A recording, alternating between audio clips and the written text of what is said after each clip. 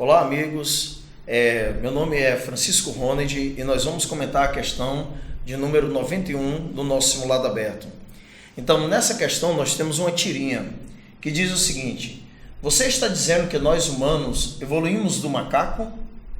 O macaco responde: não que eu me orgulhe disso. Mas se evoluímos do macaco, por que ainda existem macacos andando por aí? Quando percebemos a porcaria que íamos nos transformar, os mais inteligentes se recusaram a continuar o processo. Observe que essa tirinha, ela induz você a pensar que os humanos vieram dos macacos, e nós sabemos que isso não é verdade. E o enunciado da questão, o comando da questão, deixa isso muito claro. Ele diz assim: a partir do tema abordado na tirinha, não é da informação, é do tema, porque a tirinha ela vai fazer um link aí da ideia do tema com o que vai ser abordado. E de acordo com o conhecimento atual, explica-se que as semelhanças entre homens e macacos como resultado de Então, sobre o conhecimento atual, essas semelhanças se devem a quê? Se deve à ideia de um ancestral comum. Então, nessa questão, a alternativa certa é a letra A. Mas por que a alternativa não pode ser a letra B? Porque quando a gente fala sobre dogma molecular, a gente está fazendo referência às ideias relacionadas ao DNA, a ideia de duplicação, transcrição, tradução.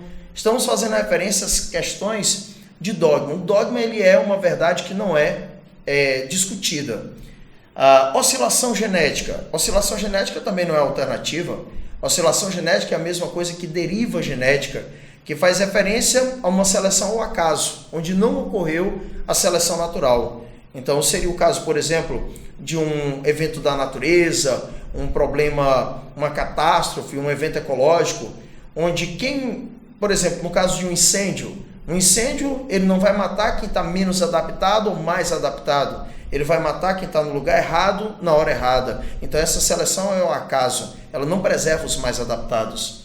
No caso, por exemplo, de um evento de radiação, o evento de radiação é uma alternativa bem interessante para essa questão, porque num evento de radiação, um indivíduo, um ancestral acaba se espalhando, os descendentes de um ancestral acabam se espalhando pelo ambiente e assim acabam apresentando características diferenciadas. E isso foi provavelmente o que aconteceu. Mas observe que a questão é bem clara quando ela fala sobre o conhecimento atual das semelhanças entre homens e macacos. Então, essa semelhança é relacionada a um ancestral comum. E a ideia da recombinação cromossômica seria um rearranjo, um rearranjo gênico, um rearranjo cromossômico, que também não explica essas semelhanças. Essas semelhanças são a ideia de um ancestral comum. Então, a alternativa certa dessa questão é a letra A.